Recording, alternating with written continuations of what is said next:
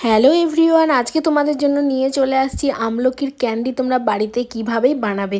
প্রথমে দেখো কয়েকটা আমলকি নিয়ে নিয়েছি, ভালোভাবে ধুয়ে নিয়েছি। এরপর আমি প্রেশার কুকারে 2টো সিটি দিয়ে এটাকে সেদ্ধ করে নেব। তো দেখো আমি সেদ্ধ করতে বসিয়ে দিলাম। এরপর সেদ্ধ হয়ে গিয়েছে। এরপর ভালোভাবে ঠান্ডা হয়ে গেলে আমি দেখো মাঝখান থেকে বীজগুলো বের করে দিচ্ছি। এরপর গ্রাইন্ডারে আমি পেস্ট করে নেব। তো দেখো পেস্ট কমপ্লিট। এরপর দেখো কড়াইতে আমি 1 চামচ মতো ঘি দিয়ে দিলাম। এরপর আমলকির যে পেস্টটা বানিয়েছিলাম সেটা আমি দিয়ে দিলাম। দিয়ে ভালোভাবে ঘিয়ের সাথে ভালোভাবে নেড়ে নিতে হবে। নাড়ার সময় হালকা টু মিডিয়াম আঁচেই এটা রাখতে হবে। এরপর দেখো গুড় দিয়ে দিলাম। আমি গুড়টা দিয়ে ভালোভাবে কিন্তু আমি আমলকির সাথে নেড়ে নিচ্ছি। হালকা টু মিডিয়াম আঁচেই কিন্তু এটা করতে হবে। তো দেখো কালারটা ধীরে ধীরে চেঞ্জ হতে থাকছে। এরপর আমি মশলাগুলো অ্যাড করে দেব। এরপর দিলাম বিট লবণ, লঙ্কার গুঁড়ো, জিরে গুঁড়ো। যে বাচ্চারা যদি খায় তাহলে লঙ্কা গুঁড়োটা স্কিপ করে যাবে।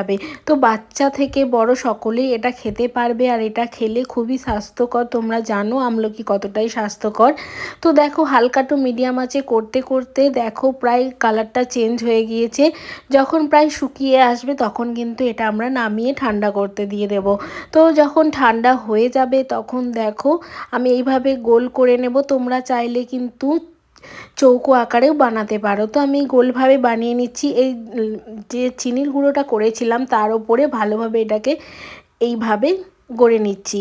তো দেখো আমার কিন্তু আমলার ক্যান্ডি রেডি হয়ে গিয়েছে। তোমরা বাড়িতে কিন্তু এই সুস্বাস্থ্যকর ক্যান্ডিটা বানাতে পারো। তো এটা খেলে কিন্তু তোমাদের যাদের হজমের প্রবলেম আছে তারা কিন্তু এটা খেতে পারো, অ্যাসিডিটির জন্য খেতে পারো।